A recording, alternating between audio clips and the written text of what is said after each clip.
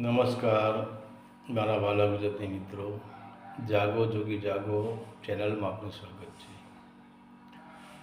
તો આજે આપણે વાત કરીશું કે નરસિંહ મહેતાની. હવે તમે જુઓ, નરસિંહ મહેતાનું જીવન તો તમે જુઓ, એનો જીવન ચરિત્ર આપણે બધા જાણીએ છીએ,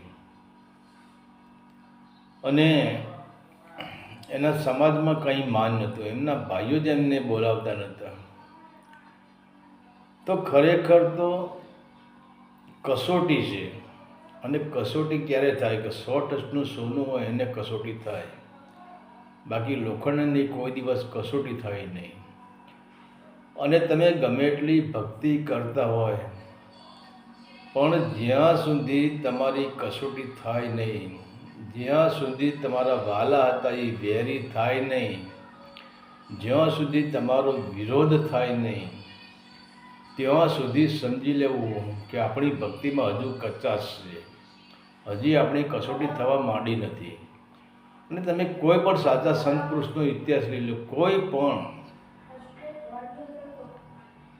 તો એના જીવનમાં તમને એવું જ લાગશે કે એનો સમાજ જ એનો વિરોધ કરતું હોય, એના કુટુંબ જ એનો વિરોધ કરતું હોય, એના ભાઈ બહેન કે એના મા બાપ આ બધા જ એનો વિરોધ કરતા હોય.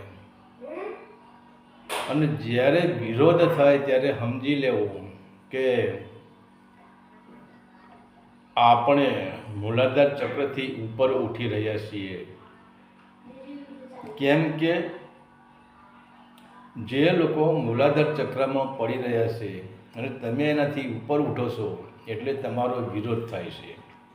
જેમ આપણે જોઈએ કે આપણે ધાબા પર પતંગ ચગાવતા હોય તો એ પતંગ જ્યાં સુધી આપણા હાથમાં હોય પતંગને કંઈ વાંધો ના આવે, પણ એ પતંગને આપણે કિન્યા બાંધીએ અને કિન્યા બાંધીને પછી એને આપણે આકાશમાં ચગાવીએ અને ધીરે ધીરે એ પતંગ બધા પતંગ કરતાં ધીરે ધીરે ઉપર જવા માંડે, ત્યારે પછી બધાની નજરમાં એ પતંગ આવે અને પછી બધા વિચાર કે હવે આને કાપવો પડશે, હવે નહીં ચાલે, આ તો બહુ ઉપર, આપણા કરતાં પણ ઉપર નીકળી ગયું. અને ત્યારે પછી જો કાપવાવાળા આજુબાજુના તમારા જ કાપવાવાળા હશે કે બીજા ગામના પતંગ કાપવા માટે નહીં આવે, તો તમારા જ તમારા પતંગને કાપવાની કોશિશ કરશે.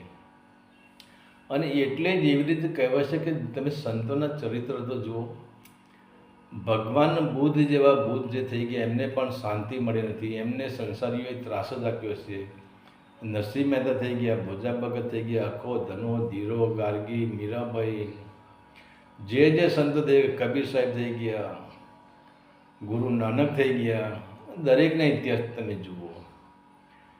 કોઈ સંતોને જગતે શાંતિથી રહેવા દીધા જ નથી. આ તો અત્યારે કબીર સાહેબને પૂજે છે લોકો, અત્યારે સંતોને પૂજે છે, અત્યારે નરસિંહ મહેતાની વાણી ગાય છે, નરસિંહ મહેતાના ભજનો ગાય છે, ગંગા સતીના ભજનો ગાય છે. પણ એ ટાઈમે જો આજે પણ કબીર સાહેબ રૂબરૂ અહીંયા આવે તો જે કબીર સાહેબને માનવાવાળા છે ને એ જ પણ કબીર સાહેબને વિરોધ ચાલુ કરી દે.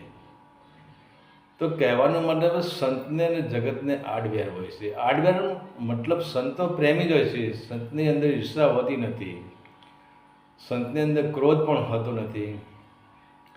પણ આડવેરનું કારણ શું છે કે આ જે સંસારી માણસ છે એ બધા મૂલાધાર ચક્રમાં જે રમી રહેલા છે, અને જે સંત ગતિમાં જે માણસ આવી ગયો એને મૂલાધાર ચક્ર છોડી દીધું છે, એને 5 તત્વ છોડી દીધા છે, અને જે 5 તત્વમાં રમી રહ્યા છે એ કહે છે કે આ તો ઉપર ઉઠી ગયો. ત્યારે હવે સામાન્ય એક નિરક્ષર નરસિંહ મહેતા આપણને સમજાવે છે કે આપણે તો આટલા બધા સમજુ છીએ, અભ્યાસી છીએ, આપણો અભ્યાસ કરેલો છે. ત્યારે એક નરસિંહ મહેતા કહે છે કે જાગીને જોવું તો જગત દિશે નહીં. તો નરસિંહ મહેતા બધાને જાગ્રત, સ્વપ્ન અને સુષુપ્તિ અવસ્થામાં લઈ જાય છે, અને એ કહે છે કે આ જગતમાં જે આ જગત આપણે જોઈ રહ્યા છીએ એ સાચું ક્યારે લાગે છે?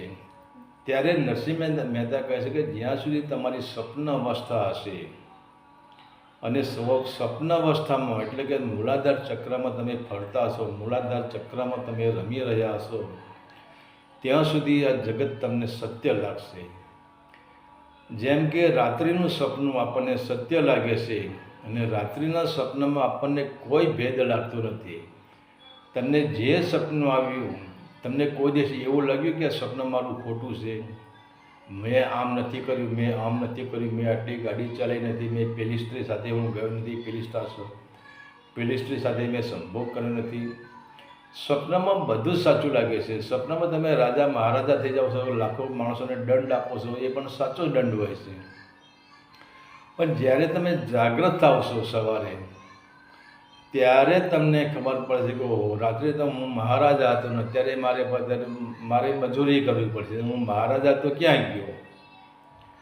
તો એવી જ રીતે નરસિંહ મહેતા કહે છે કે માણસ જાગતો જ નથી.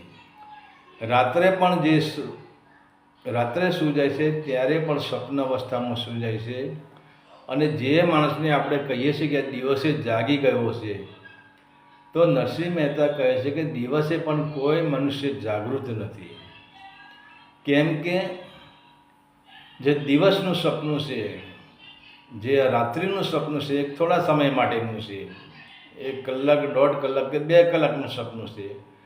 પણ જે દિવસનું સપનું છે, જગતરૂપી સપનું છે, આ સંસારરૂપી સપનું છે, આ માયારૂપી સપનું છે, આ 50 થી 70 વર્ષનું લાંબુ સપનું છે.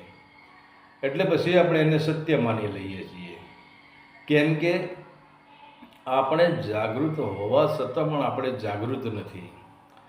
પણ જાગૃતિ ન હોવાનું મુખ્ય કારણ શું? આપણે પૂરેપૂરા સુષુપ્તિ અવસ્થામાં નથી. જો સુષુપ્તિ અવસ્થામાં હોય તો સૌથી સારું, કે આપણને સ્વપ્ન આવે જ નહીં. જાગ્રત અવસ્થામાં સ્વપ્ન આવતું નથી અને સુષુપ્તિ અવસ્થામાં સ્વપ્ન આવતું નથી. ફક્ત સ્વપ્ન અવસ્થામાં જ આપણને સ્વપ્નો આવે છે. તો આપણે જાગ્રતમાં પણ નથી અને આપણે સુષુપ્તમાં નથી. જો આપણે સુષુપ્તિમાં હોઈએ તો પણ એ ગાઢ નિંદ્રા કહેવાય, જેમાં કોઈ સ્વપ્ન અવસ્થા હોતી જ નથી. તો આપણે જાગૃતમાં નથી. જો જાગૃતમાં હોઈએ તો સ્વપ્ન આવે જ નહીં. તો હવે નરસિંહ મહેતાનું કહેવું છે કે આ સંસારના જે માણસો એ જાગૃત પણ નથી અને સુષુપ્તિ અવસ્થામાં નથી. તો હવે તુર્યામાં તો ક્યાંથી હોઈ શકે? બધા સ્વપ્નમાં જ રમી રહ્યા છે. તો પછી એ રાત્રિનો ઊંઘેલો માણસ હોય તો સ્વપ્નમાં છે, અને દિવસનો જાગતો માણસ હોય ને સમાજમાં કામ કરતો હોય, ખેતીવાડીના કામ કરતો હોય, નોકરી કરતો હોય, ધંધા કરતો હોય, એના ઘરનો કારોબાર સંભાળતો હોય, જે કરતો હોય એ. પણ કહેવાનો મતલબ છે, નરસિંહ મહેતા કહે છે આ પણ એક સ્વપ્ન અવસ્થામાં જ છે. એ જાગ્યો નથી, એ હોશમાં નથી, એ બેહોશીમાં જ છે. તો જ્યાં સુધી મનુષ્ય જાગે નહીં ત્યાં સુધી એને આ જગત સત્ય જ દેખાય છે. તો આપણે જોઈએ કે જે એક લોભી માણસ છે એને આપણે જોઈએ તો એના માટે સંપત્તિ સત્ય લાગે છે. એને કે લોભી માણસને સંપત્તિ સત્ય એ મારી સંપત્તિ કરીને એ મરી જતો હોય છે. લોભી માણસને જેમ સંપત્તિ સત્ય લાગે છે અને કામી પુરુષને જેમ સ્ત્રી સત્ય લાગે છે. અને જે માણસને પોતે મૂલાધાર ચક્રમાંથી બહાર નીકળી ગયો અને જેને બ્રહ્મચર્યની પૂરેપૂરી સંપૂર્ણ ઉપલબ્ધિ થઈ ગઈ, એના માટે સ્ત્રી સત્ય નથી. પરંતુ જે લોકો મૂલાધાર ચક્રમાં ફસાઈ ગયા છે અને જે લોકો કામ વાસનાના ચક્રમાં છે, જે કામી પુરુષ છે, એના માટે સ્ત્રી સત્ય છે. અને જે લોભી માણસ છે એને ધન અને સંપત્તિ સત્ય લાગે છે. પણ જે મૂલાધાર ચક્રમાંથી બહાર નીકળી ગયો એના માટે ધન કે સંપત્તિ કંઈ સત્ય નથી. તે એટલે જ નરસિંહ મહેતા કહે છે કે આ જે સપનું છે, જે આ સંસાર છે, એ ખરેખર સત્ય જ નહીં.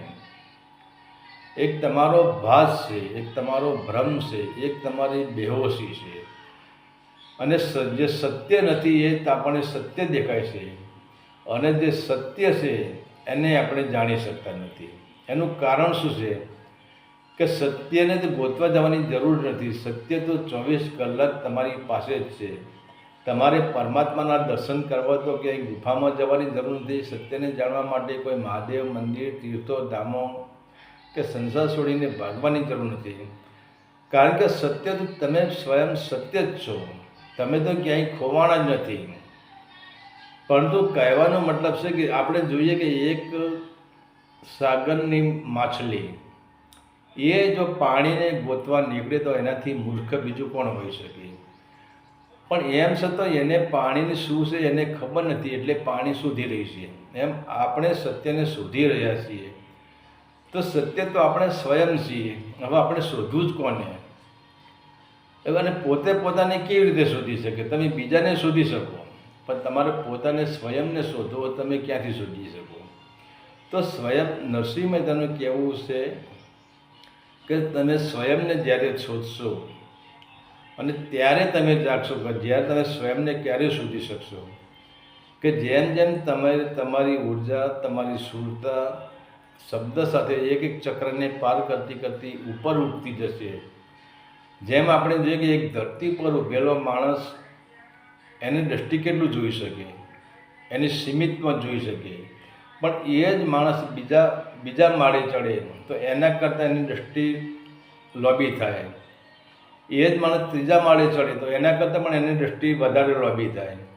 એ માણસ ચોથા માળે ચડે અને એમ કરતાં કરતાં એ માણસ જો 7મા માળે ચડી જાય તો એની દૃષ્ટિ અખંડ થઈ જાય.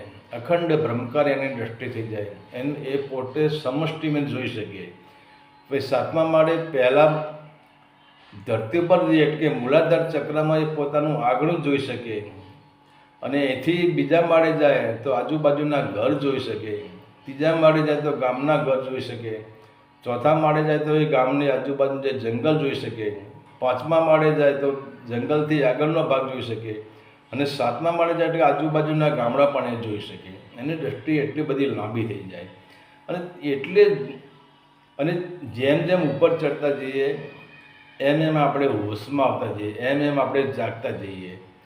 તો નરસિંહ મહેતાનું કહેવું છે કે તમે જાગો અને 7મા માળે જ્યાં તમે આવશો અને 7મા માળે તમારી દૃષ્ટિ ખુલશે અને ત્યારે જ પુરુષ જાગૃત નર કહેવાય છે. અને જાગૃત નર થયા પછી એની દૃષ્ટિ સમષ્ટિમાં ભળી જાય છે.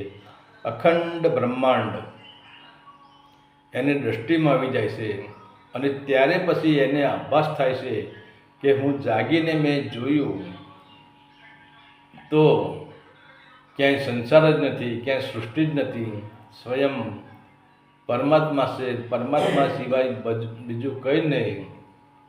અને જ્યારે આ બધું આપણે જાગીને જોઈએ છીએ ત્યારે આપણી દૃષ્ટિમાં સૃષ્ટિ રહેતી નથી.